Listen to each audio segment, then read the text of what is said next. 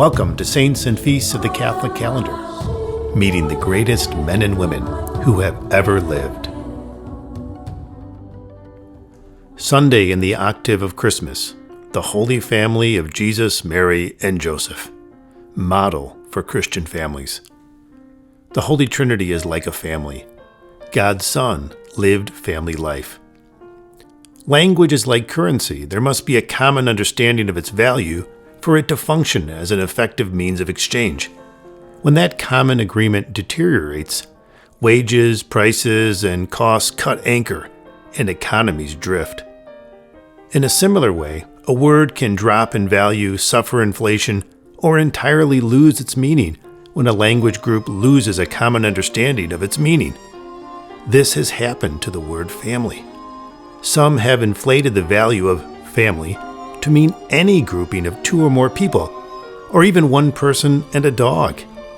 For others, family has lost value since their personal experiences of family life were dysfunctional and damaged their mental and emotional development. On today's Feast of the Holy Family, the Church defends normalcy. She holds up what has always been. She offers her faithful the model of what family life should be.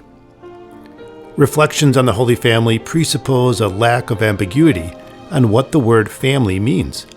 Common cultural understandings of marriage and family create space for more mature spiritual and theological reflection. But if a certain percentage of a culture matures without, for example, experiencing the love, discipline, and guidance of a good father, then it is difficult to talk about the goodness, mercy, and justice of God the Father. Those who didn't have a father, or whose father was largely absent, will struggle to connect with God the Father being at the same time a judge, a source of mercy, and a font of unconditional love. The same applies to family life in general. A person lacking a personal experience of an intact family, even a family replete with tensions and imperfections, will fail to understand what family even means. Today we commemorate the fact that God chose to be born and raised in the same environment as all men, when He could have chosen otherwise. We can do no better than to reflect on the beautiful and profound words of Pope Benedict XVI in his message for the 2008 World Day of Peace.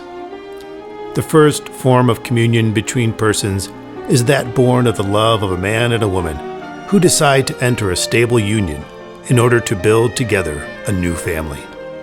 The natural family, as an intimate communion of life and love based on marriage between a man and a woman, constitutes the primary place of humanization for the person and society, and a cradle of life and love.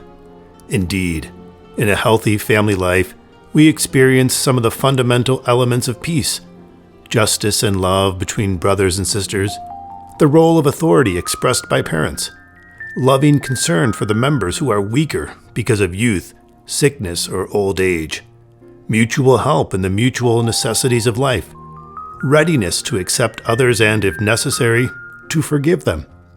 For this reason, the family is the first and indispensable teacher of peace.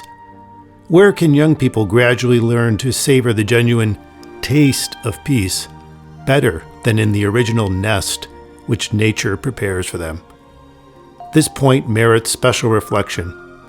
Everything that serves to weaken the family based on the marriage of a man and a woman, everything that directly or indirectly stands in the way of its openness to the responsible acceptance of a new life, everything that obstructs its right to be primarily responsible for the education of its children, constitutes an objective obstacle on the road to peace.